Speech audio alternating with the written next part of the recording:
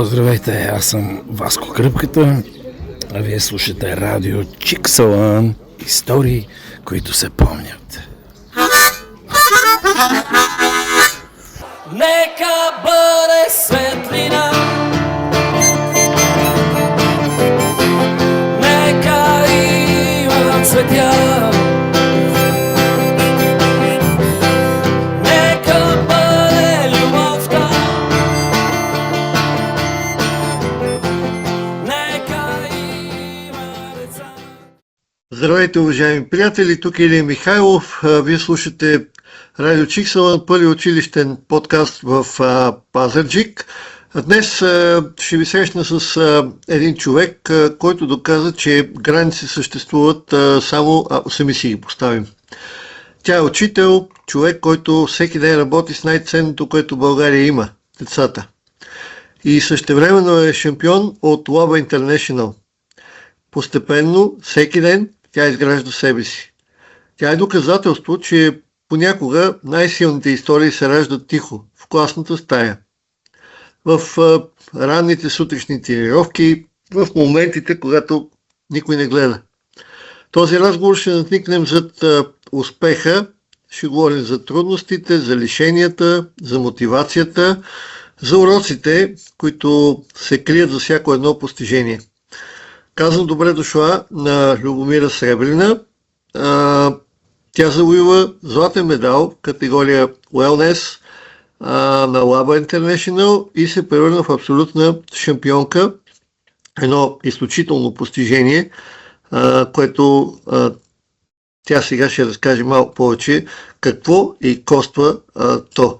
Любче, добре дошла. Благодаря ти, че се включи в разговора, че прие нашата покана да ни гостуваш в Радио Чиксалан.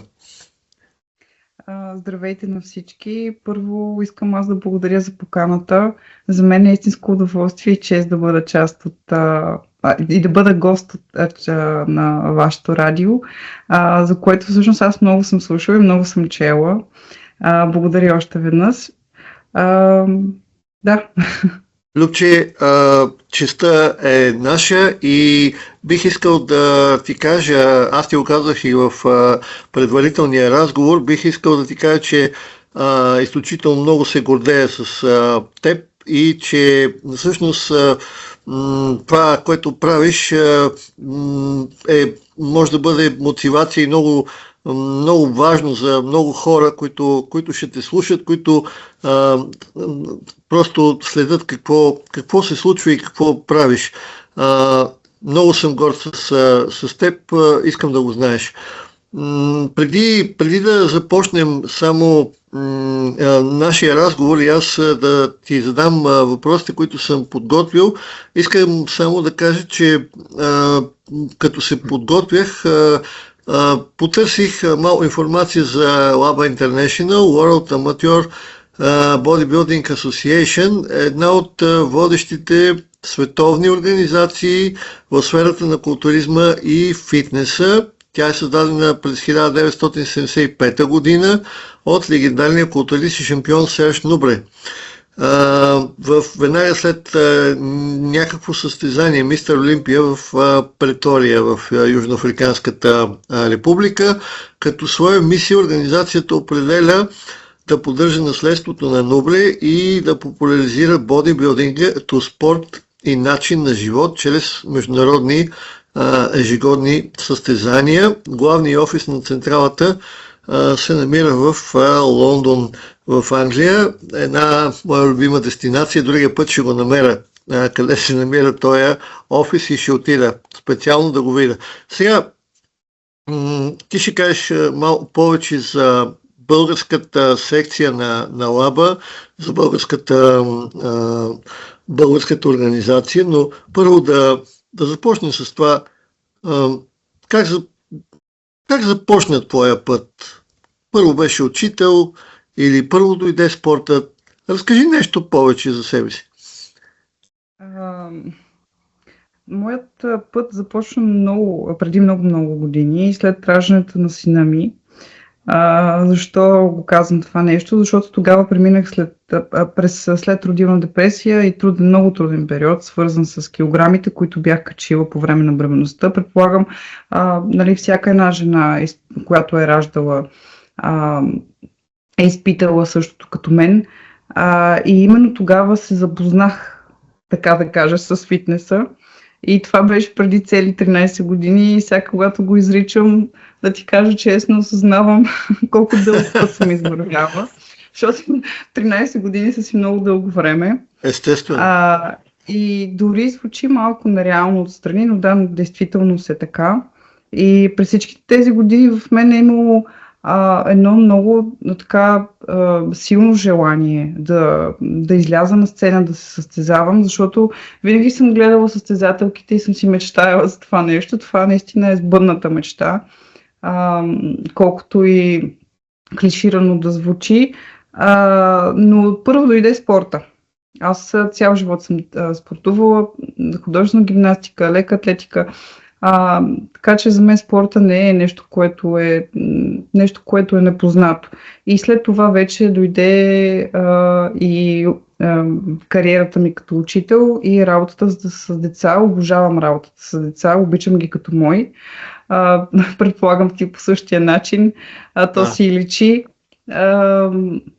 И когато всъщност имаш искрата, осъзнаваш, че това е твоята мисия.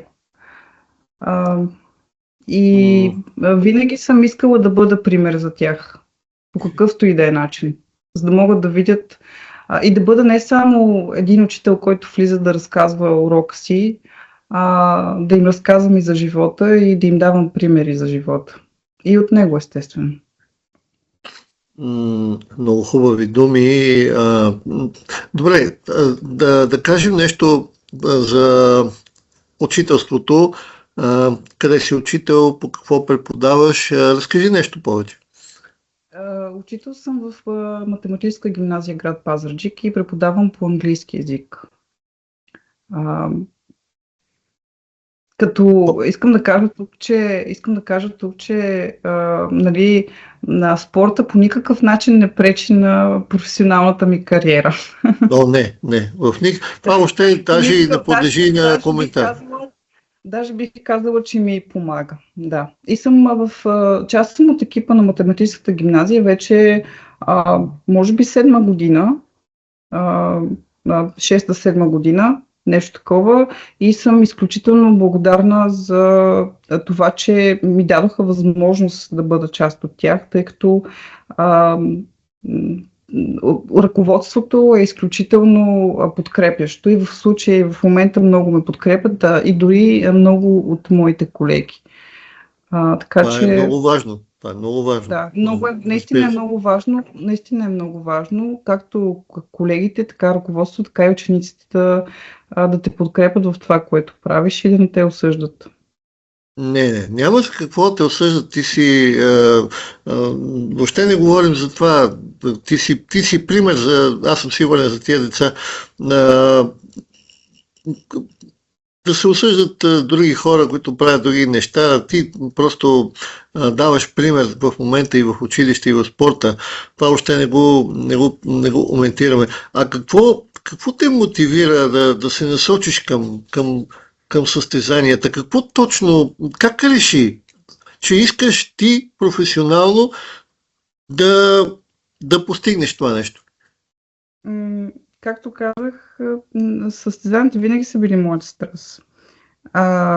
И преди тази подготовка, която е изключително тежка, за мен поне е тежка, защото обикновено състезателните подготовки не биват да са леки.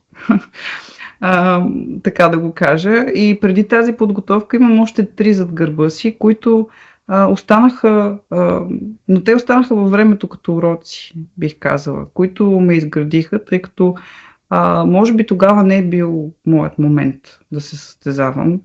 И тук е моментът да кажа нещо много важно за хората, които са решили да се състезават в бъдеще и да им кажа, че за да излезеш на сцена не е достатъчно просто да излезеш там и да го искаш, защото едно е да го искаш, друго е да го направиш. И трябва да бъдеш готов за това нещо.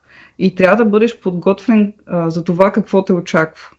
Защото предизвикателствата са изключителни и трябва да бъдеш готов психически преди всичко, дали ще можеш да понесеш цялото това напрежение, което нали, в последните седмици ще бъде върху теб и физически да бъдеш здрав. Защото, както моят треньор казва, здравето преди всичко. И това не е решение за един ден. Нали, ако някой реши, аз ще се състезавам сега, нали, започвам да състезавам, не. Както аз, нали, преди, когато ти казах, че имам 3 подготовки зад гърба си, съм си казвала през времето и през годините, ами не, аз ще се състезавам. Да, обаче стигам до един момент, в който просто не можеш, защото не си готов. И това е решение, пак казвам, не е решение за един ден, а е процес, това е цял процес, който изисква време, търпение и осъзнатост. И всеки човек достига, всеки един състезател по-скоро е достигнал до този момент в различно време и ето, че сега дойде точно моят. И цялата ми подготовка до този момент продължи над 36 седмици. Започнах сама още през август и тогава влязах в основен период. Това е период на изграждане. И от януари продължих с треньор, с моя треньор, като ние продължихме с състезателният ми режим. И между другото ще се възползвам, ако ми позволиш естествено, да кажа за треньора ми няколко думи, защото аз съм му изключително благодарна. Аз си бях си приготвил допълнителен въпрос да го споменем. На кого искаш да благодариш? Ти ме изпреварваш, така че заповядай. Треньорът ми е чужденец. Всъщност аз имам 2 треньори. Имам треньорка, която ми е по ползинг, тъй като само да кажа, че това е част от самото състезание и ползингът е изключително важен, за да можеш и да знаеш как да представиш това, което си градил толкова време, толкова седмици, толкова месеци. Защото ако ти не знаеш... Лупче, извинявай, че те прекъсвам. Би ли обяснила точно какво означава това? Ползинг е позирането, т.е. как да застанеш, точно как да покажеш това, което си изградил. Защото ако ти не можеш да имаш, ако ти не можеш да се представиш, ако ти не можеш да представиш себе си и нали, да имаш добра презентация пред съдиите, дори да имаш великолепна или най-великолепната физика, няма да станеш първи. Това винаги е, нали, ползингът е много важен. И треньорът ми е естонец, казва се Андрей Кожин и е изключително сериозен и отдаден професионалист. Този човек през цялото време е бил до мен, когато да се свържа с него, той винаги сме имали обратна връзка. Винаги ме е подкрепил, нали, той е, пак казвам, сериозен професионалист. В началото, когато всъщност аз му разказах цялата история, той каза: не се притеснявай, всичко е наред. Дори сега в деня на състезанието, миналата седмица, когато беше, аз бях толкова притеснена и на предишните дни бях толкова притеснена и той каза: от какво се притесняваш? Отиваш и побеждаваш. Аз казах: ма как така? Не, ти можеш да го направиш. Аз се гледам в огледалото, защото идва един такъв момент в главата на състезателя, че той самия гледа се в огледалото и не може да прецени дали изглежда добре. И аз стигнах до този момент. И му казах: аз, нали, добре ли изглеждам? И той каза: да, добре изглеждаш, не се притеснявай. Не искам да се притесняваш, всичко ще бъде наред. И винаги е бил до мен, винаги ми е бил подкрепа. И те изградиха, и двамата, и Реджина, и Андрей изградиха огромна роля, нали, изградиха голяма част от това, което съм в момента, изиграха голяма роля в моята подготовка. И истината, че този успех, който всъщност постигнах, и аз все още не мога да повярвам, между другото, все още го асимилирам, не е само мой. Той е и техен. И искам да използвам този момент да им кажа, дори през вашата платформа и вашият микрофон, нали, да им благодаря. Да ще им го кажа на английски, ако ми позволиш. Разбира се. Andrei, Reggie, I love you both and thank you for believing in me in my weakest moments and for helping me to become the person I am today. I am beyond grateful for you and for that, what you did and what you are doing, of course. Просто те са невероятни. Сега, тези хора, понеже говорим за тях, тези хора, ти общуваш с тях през интернет, така ли? Да, онлайн, изцяло онлайн. Да, изцяло онлайн, но планирам да отида до Естония след световното, което е след 14 юни, да се видя, да се запознаем лично и да искам да им подаря нещо българско. Това би било страхотно. Трябва да го направиш. Мисля, че трябва да го направиш. Да. Добре, Любче, запозната ли си с българската секция на ЛАБА? Имаш ли, можеш ли да кажеш нещо повече за тяхната дейност, за какво всъщност организират, как се случват нещата?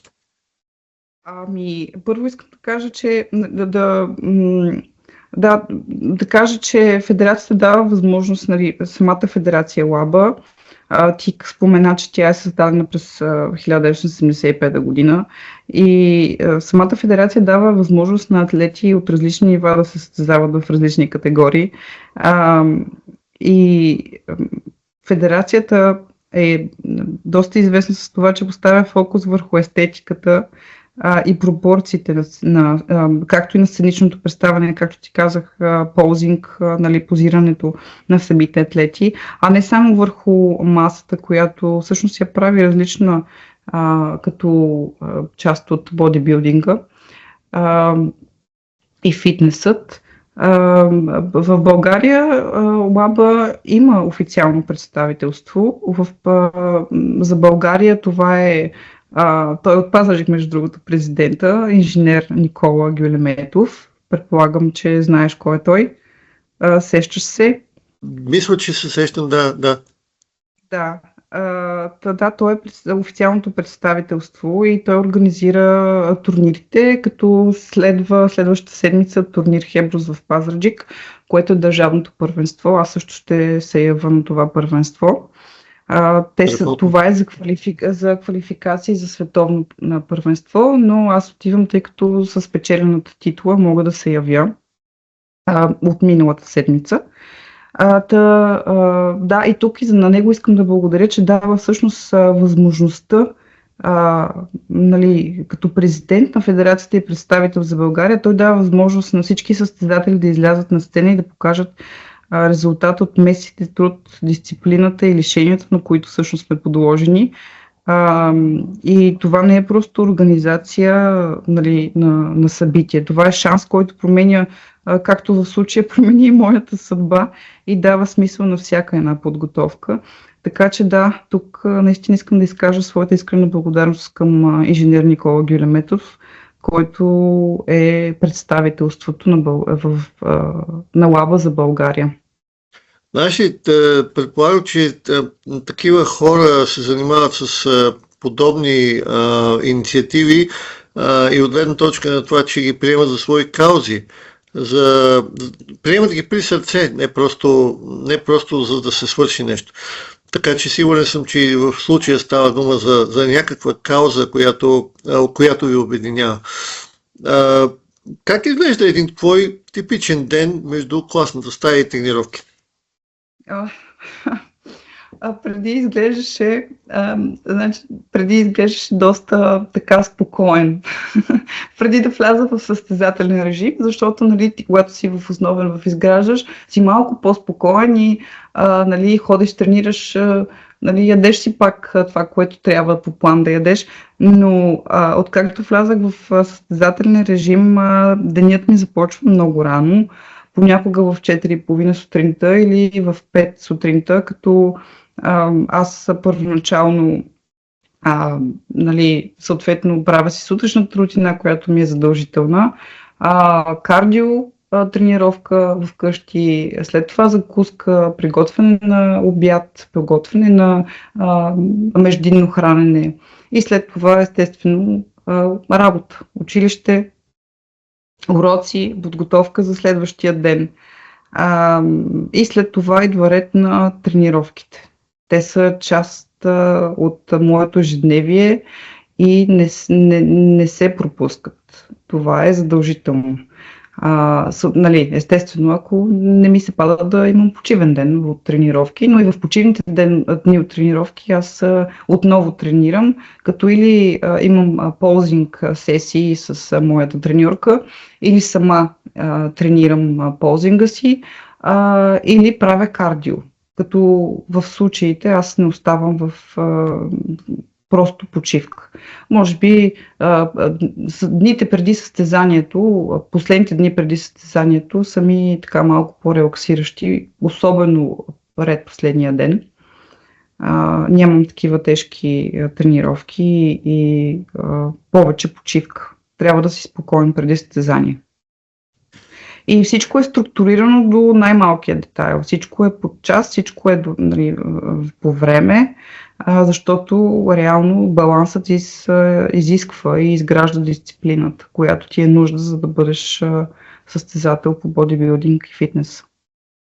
Аз, доколкото разбирам, за да си такъв състезател, за да бъде тялото ти на такъв състезател, първо трябва да си ментално такъв, да промениш явно начина си на мислене и на възприемане на света и на това какво искаш всъщност от него. Така изглежда отстрани. Сега ти каза за храненето. Би ли разказала в какво се състои спецификата на храненето при такъв вид спорт?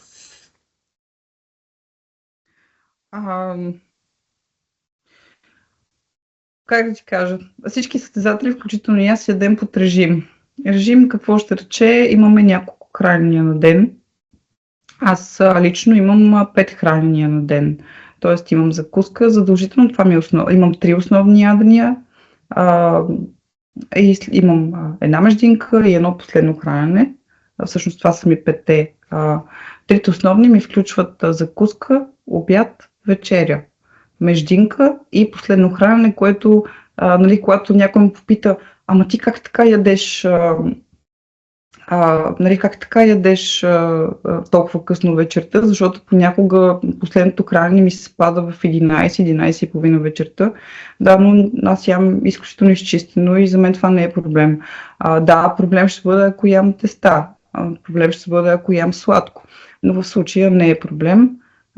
Хранителният режим включва основно въглехидрат, протеин, мазнини, като нали, особено при жените мазнините изобщо не трябва да се изключват от диетата, независимо дали ще бъде състезателна или не, защото те ни помагат да функционираме и нашето тяло да функционира, организмът ни, ориз, пилешко месо, телешко месо, риба, белтъци, овес и много вода.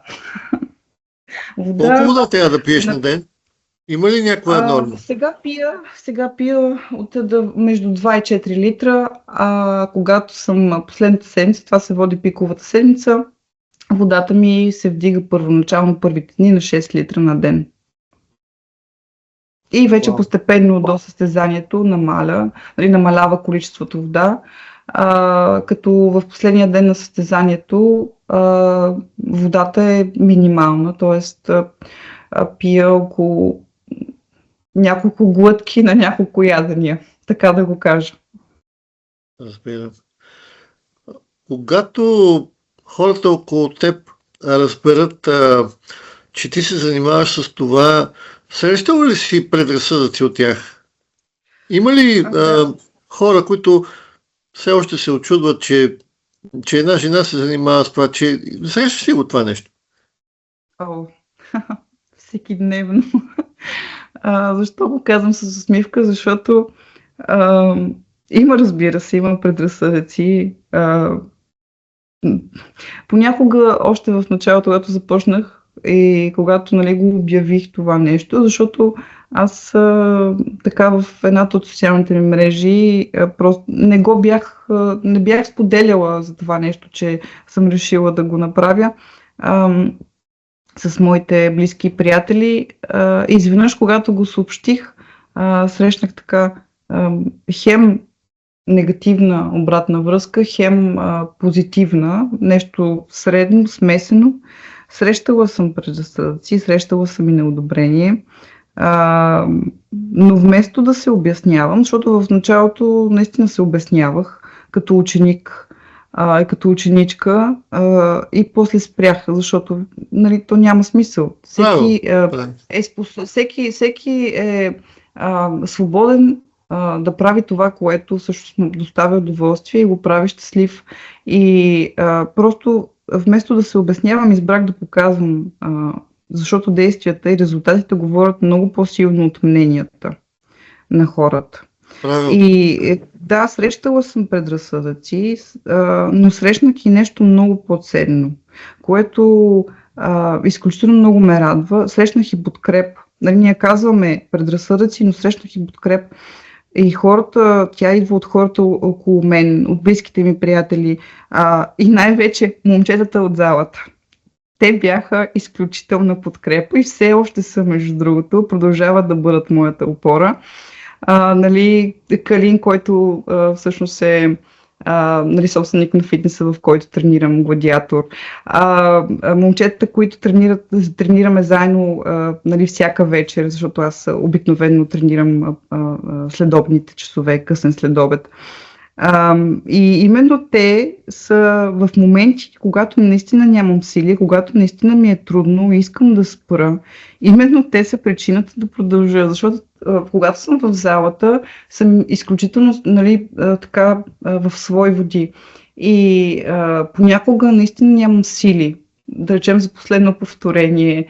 И те ми казват, Любче, давай ти си. И просто са изключителни. Наистина хората са страшна подкрепа. Понякога не ти трябва много, достатъчно е някой да вярва в теб, когато ти самия да се колебаеш и когато самият ти не вярваш в себе си. Да. Това е страхотно и поздравяваме и тях с благодарност. Аз съм така... Бих искал да те попитам на какво те научи спорта, което ти помага в преподаването и обратно. Има ли нещо от преподаването от училище, което използваш в спорта? Търпението.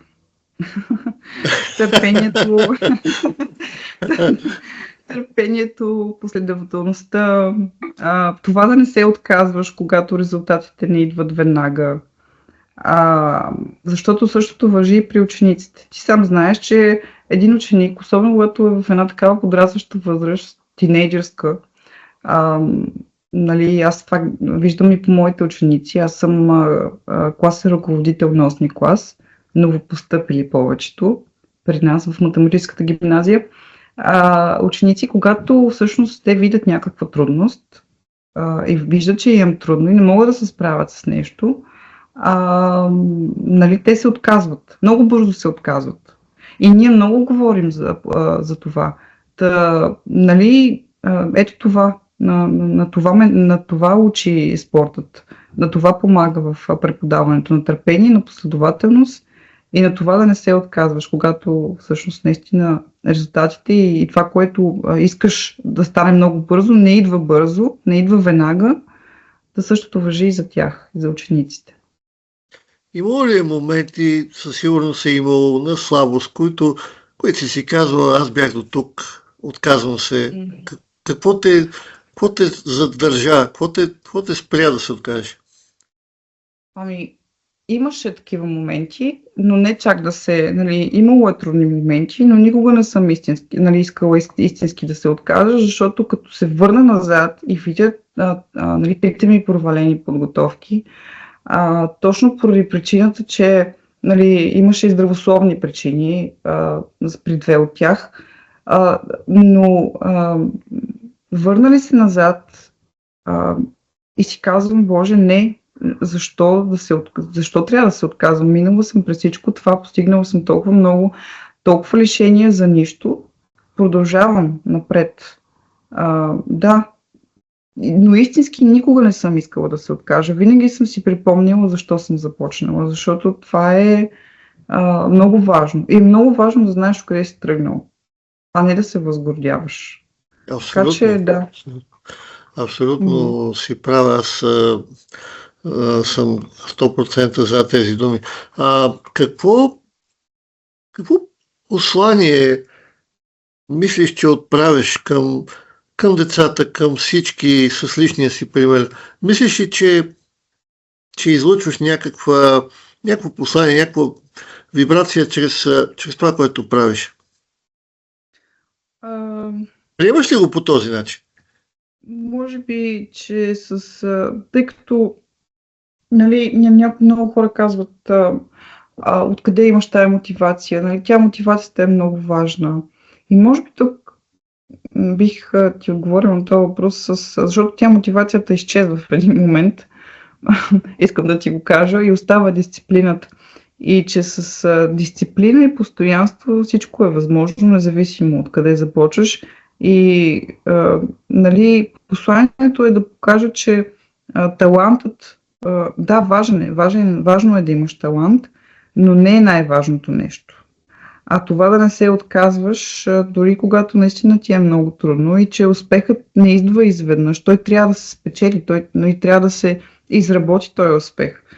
Той се изгражда всеки ден, независимо колко ще бъдат малки стъпките до високата нали, летва.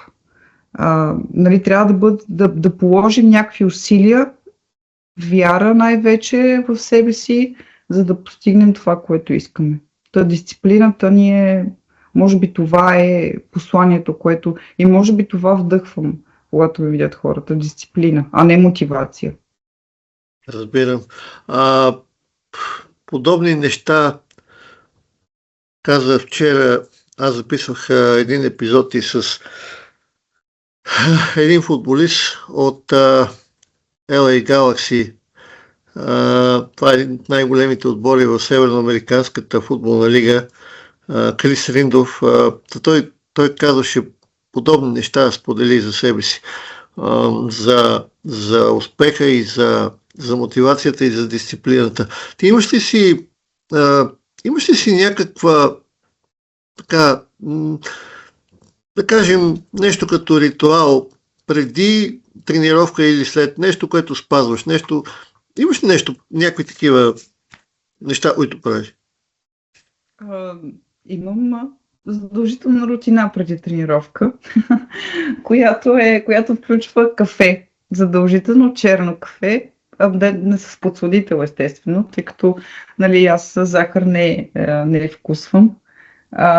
Задължително си пускам музика.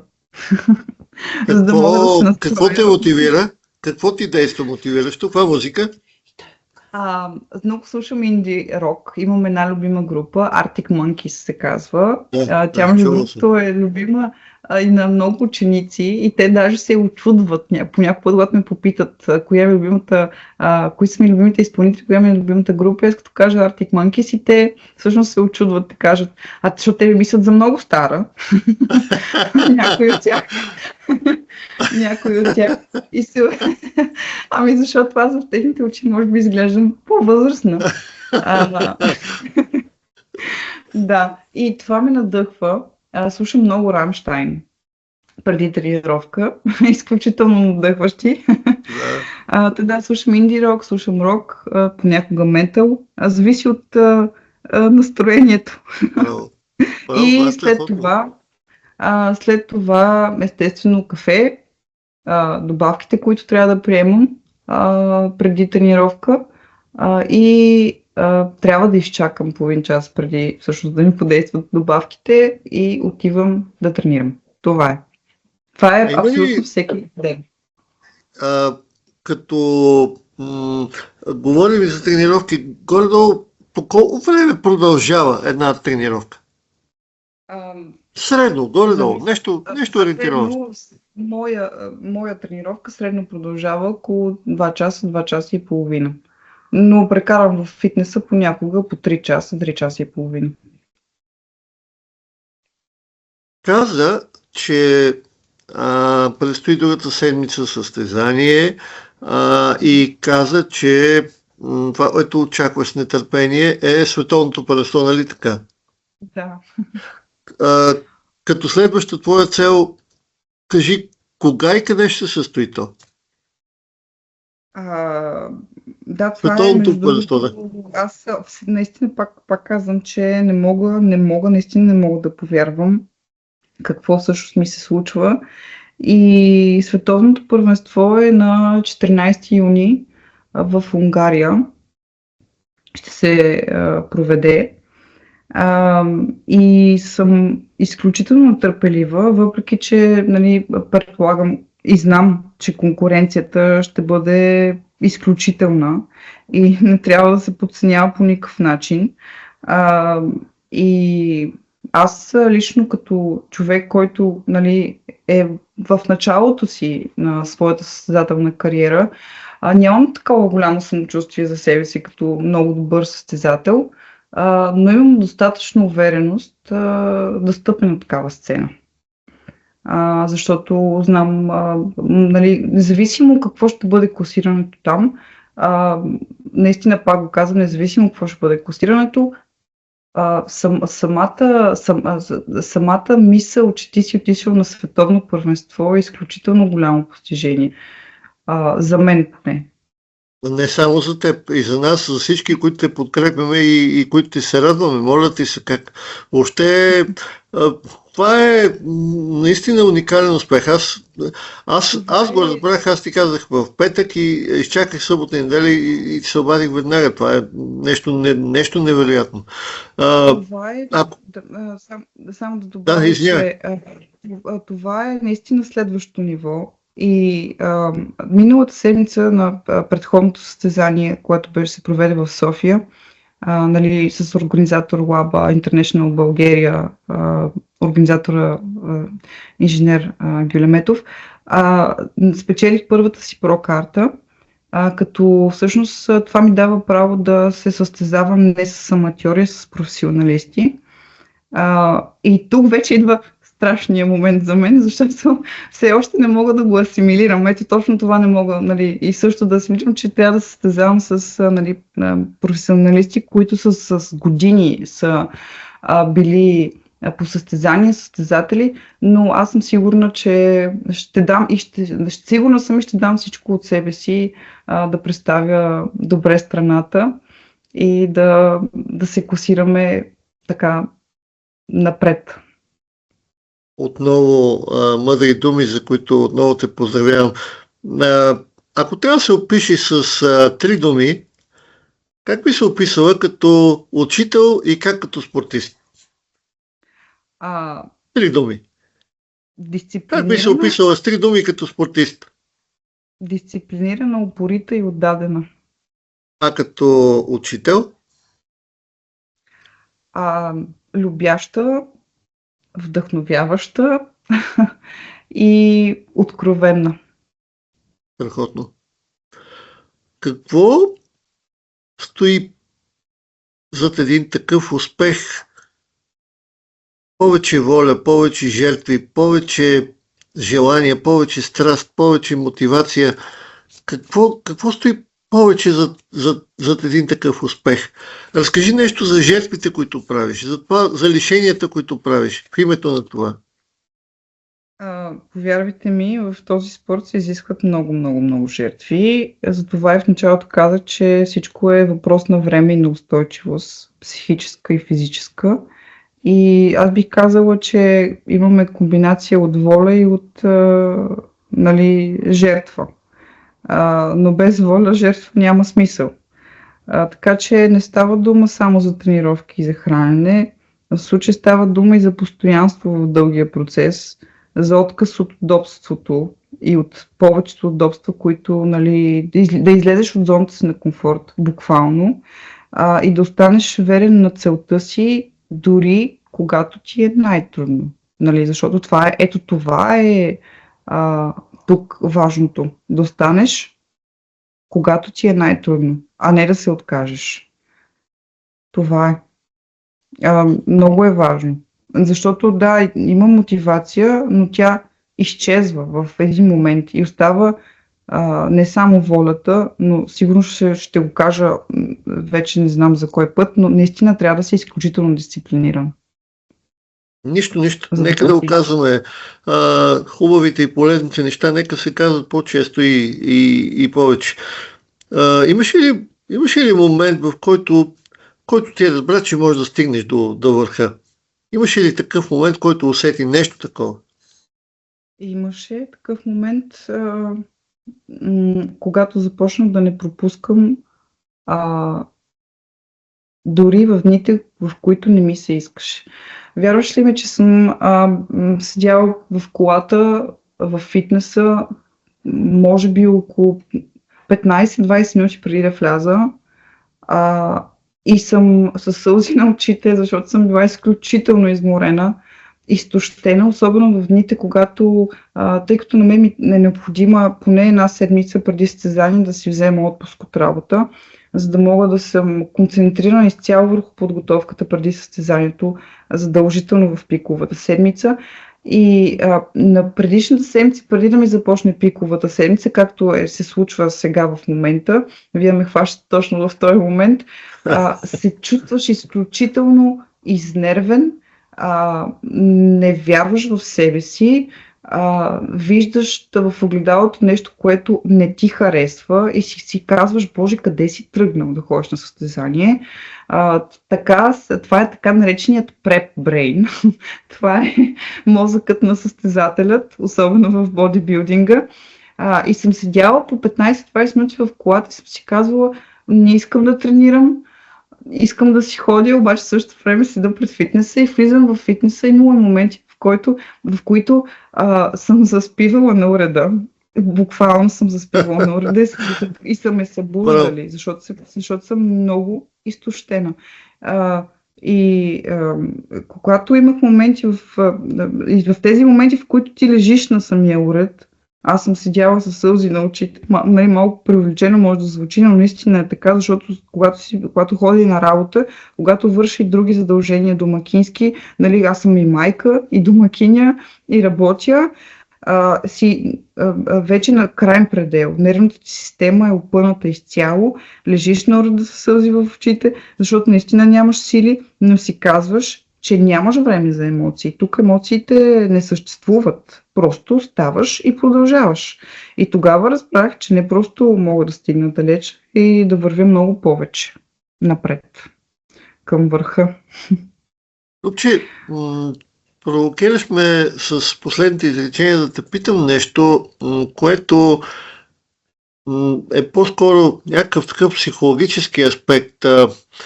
Твоите треньори казват ли ти как трябва да гледаш журито и важен момент ли е това, как ги гледаш, какво излъчваш, един такъв психологически момент, има ли го и това нещо? Да, много е важно да гледаш журито, да гледаш съдиите. Това е изключително важно. Не трябва да гледаш надолу, защото аз по време на сесии с Реджина се е случвало, нали, тренираме ползинга и аз гледам надолу и не се усмихвам. И тя казва, усмихни се.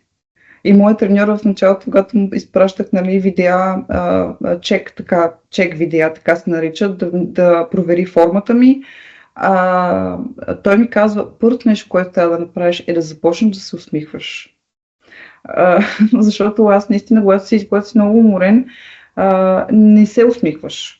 аз вървя буквално като кон с капаци.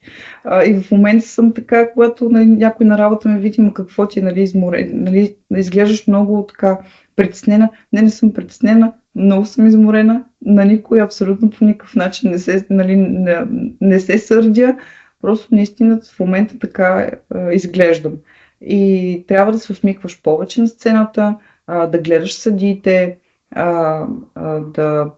да излъчваш една увереност. Т.е. стъпиш ли на сцената, ти трябва да покажеш, че можеш да го направиш.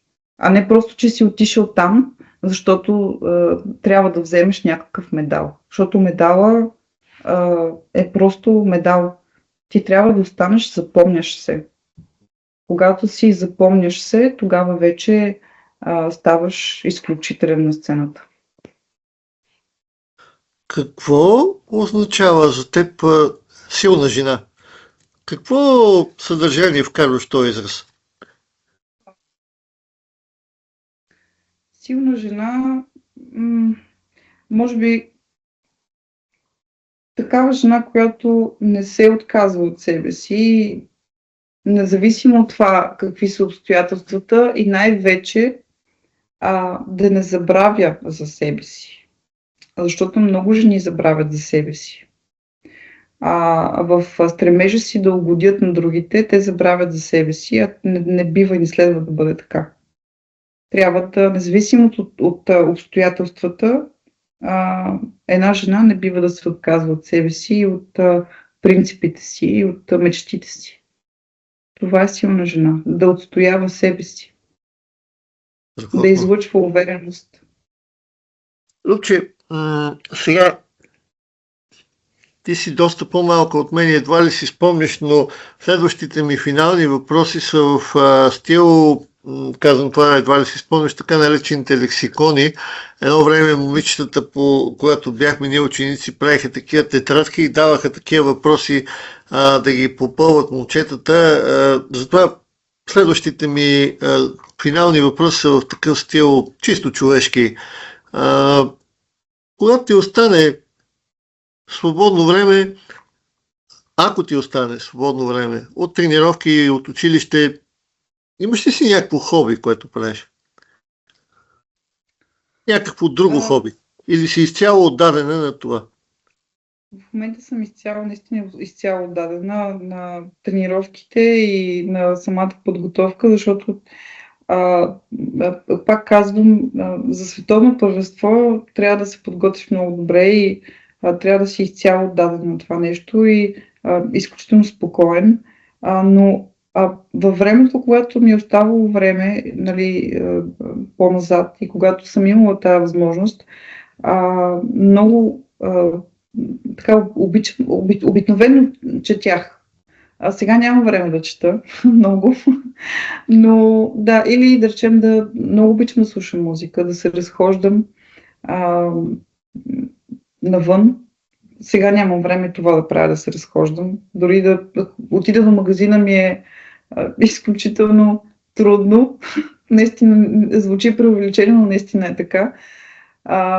И гледам по бързият начин да свърша всичко, което, нали, извън подготовката, за да мога да се концентрирам отново върху нея. Да, обичам да чета. Какви книги харесваш? Имаш ли любими автори? Имам. Наскоро, между другото, приоткрих българската литература и то съвременната българска литература.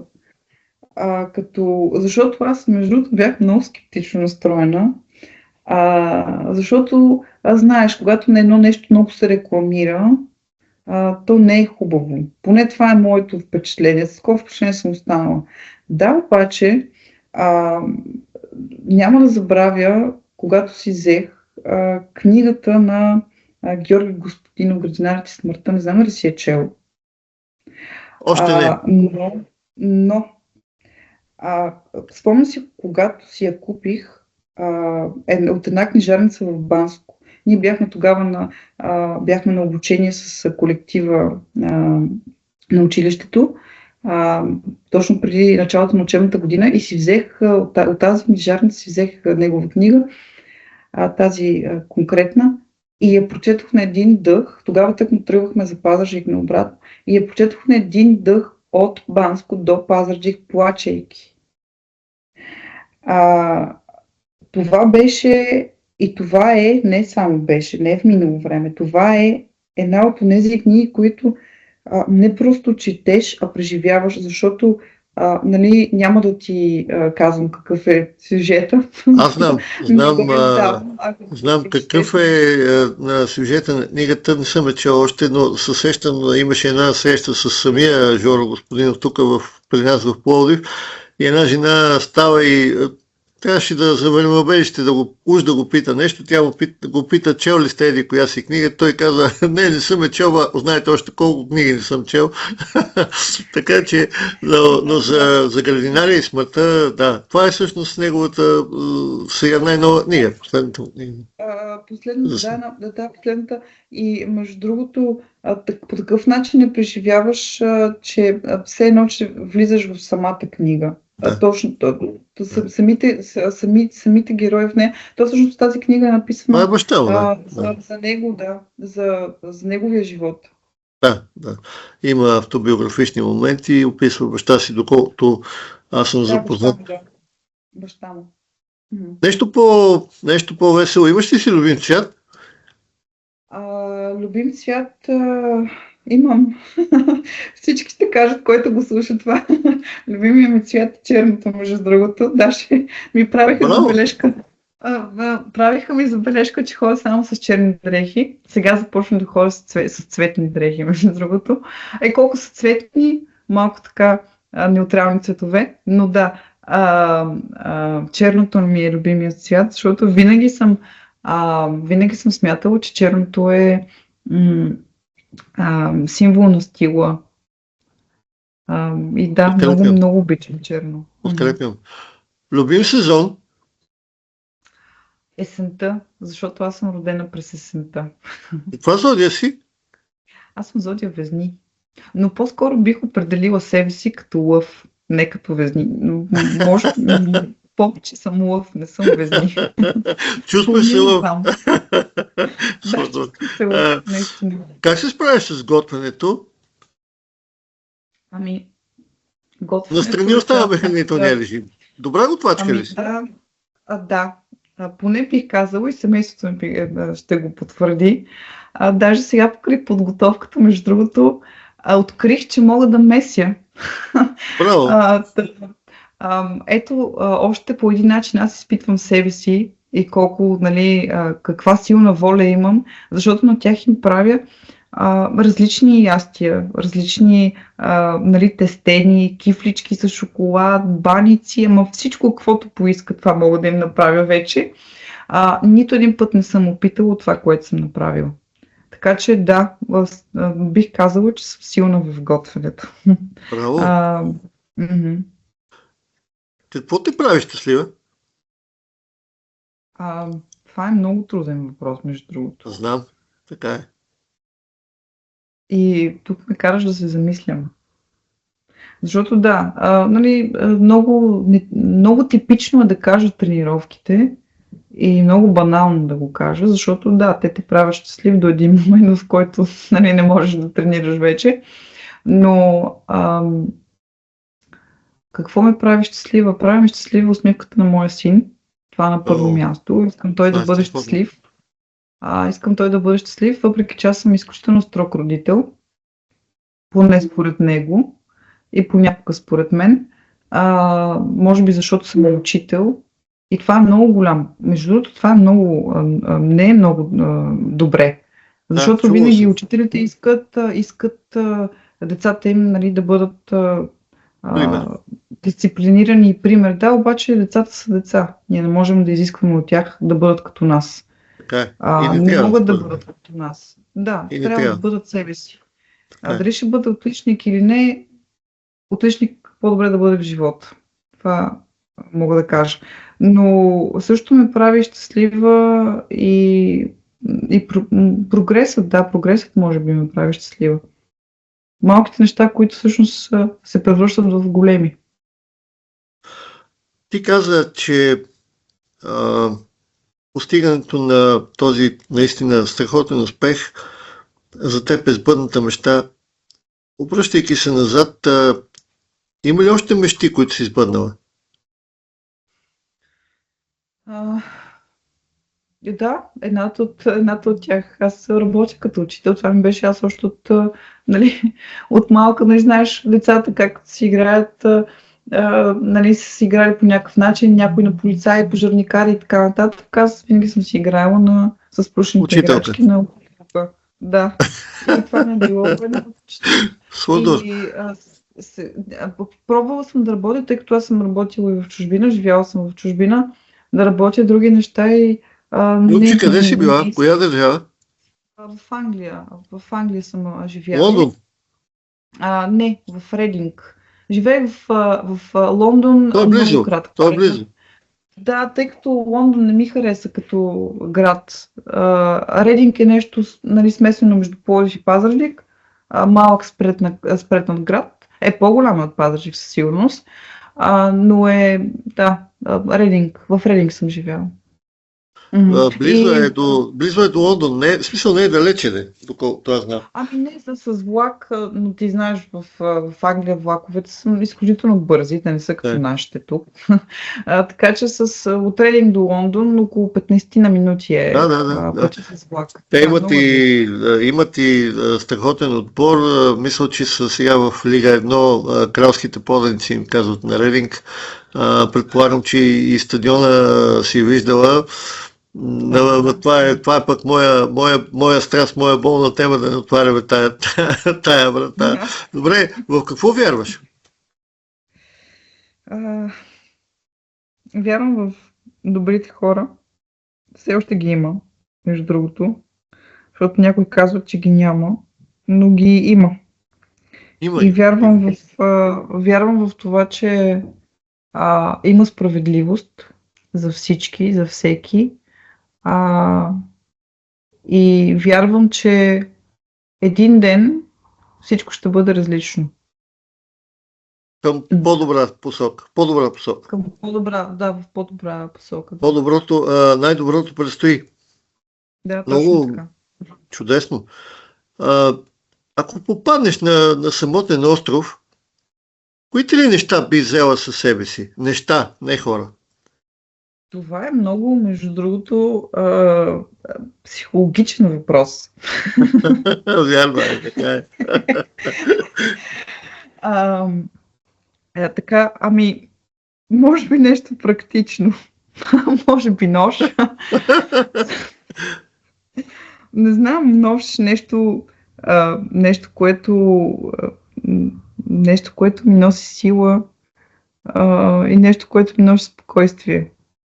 Не мога да се сега за предмети. Нож, бих взела нож.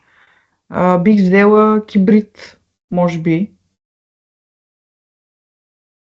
Може да ми потрябва. Практично, да. Със сигурност ще ми потрябва. Практично е. И какво друго бих взела? Бих взела... Не, наистина е много психологичен този въпрос. Не мога да се сетя. Може би книга. Да, може би книга. Това е добър вариант. Да. Добре, Любче, ти каза, аз малко в аванс, преди да обявя края на епизода, бих искал да ти кажа, че съм страшно респектиран от теб, от твоята дисциплинираност, от твоя професионален начин на мислене, от твоето чувство за постоянство, чувството ти за мярка, чувството ти за самоуважение и уважение към другите. Аз мисля, че ти си една изключително мъдра млада жена, пред която стоят успехи и която тепърва ще сбъдва мечти. Това исках да го кажа преди да обявя финала на епизода, но в края на всеки един наш разговор аз приканвам госта ни да пожелая нещо от себе си на слушателите, да цитира някаква мъдрост, някакъв слоган. Затова се обръщам и към теб с това. Кажи нещо за финал, нещо от себе си. Или някаква твоя любима мисъл, каквото решиш. Бих отправил към тях, към слушателите, бих отправила следното, че не бива да чакат не бива да чакат и да си казват, ще изчакам правилният момент, за да стане нещо. Не, няма защо да чакаме, защото времето понякога ни притиска и трябва да започнат с това, което имат, където са в момента, да не спират и да продължават. И защото наистина промяната започва в тези моменти, когато ние смятаме, че не е точно перфектният момент. Защото този перфектен момент много рядко идва, когато го чакаме. Мъдри думи отново за финал. Любче, благодаря ти от сърце. За мен беше изключително удоволствие. Това беше един от епизодите, които, честно да ти кажа, записвам с огромно удоволствие и с огромно удовлетворение. И всичко това, което говорихме, бъди сигурна, ще бъде така пример, мотивация за много хора, ще бъде полезно на много хора. Защото идеята на нашето радио да прави полезно съдържание и мисля, че ти допринесе много днес тази вечер, за което ти благодаря. Пожелавам успех другата седмица на състезанието в Пазарджик, но ти пожелавам преди всичко и най-вече успех юни месец в Будапеща. Нека Бог да върви пред теб, ти след него и да се върнеш с титла, доволна и така отново да ни зарадваш всички. Аз се гордея с теб, подкрепям те на 1000% и ти стискам палци. Това ти го казвам за финал пък аз. Много ти благодаря за всичките думи, които каза. Изключително така разчувстваме, защото така много е хубаво, когато някой те подкрепя в това, което правиш. И още веднъж благодаря за поканата. Наистина беше чест за мен да разговаряме. Уважаеми приятели, срещнах ви с едно страхотно младо момиче, една страхотна млада жена, учител, шампион по фитнес и бодибилдинг, мъдър човек, добър човек. Желаем на Любомира Сребрина успехи, здраве, късмет и най-вече юни месец на Световното първенство в Унгария. Стискаме палци за нейна нова титла.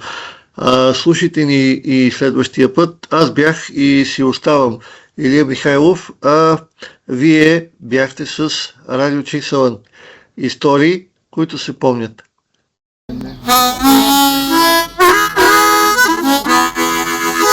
Здравейте, аз съм Васко Кръпката, а вие слушате Радио Чиксалън. Истории, които се помнят.